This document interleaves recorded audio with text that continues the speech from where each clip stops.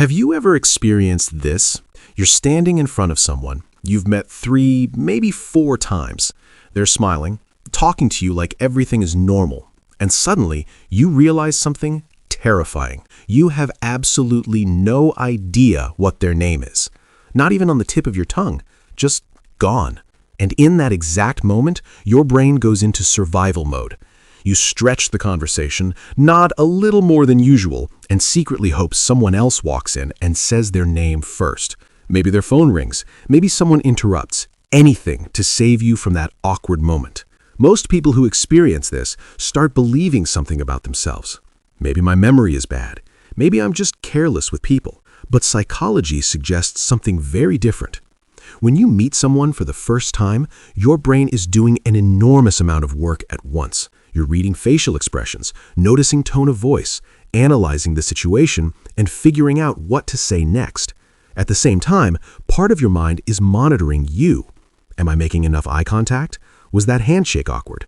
What should I say next? In the middle of all this mental activity, the person casually says, "Hi, I'm Kevin." And the problem is, Kevin is just a random sound. It doesn't connect to anything you already know. It doesn't trigger a strong image. It doesn't carry any real meaning. Your brain naturally remembers things that have context and association. A random name by itself has neither. Psychologists actually studied this phenomenon. It's called the Baker-Baker paradox. In one experiment, participants were shown a photo of a person. One group was told the person is a baker by profession. The other group was told their last name is Baker. Days later, the results were clear. People remembered the profession far more easily than the name. Why?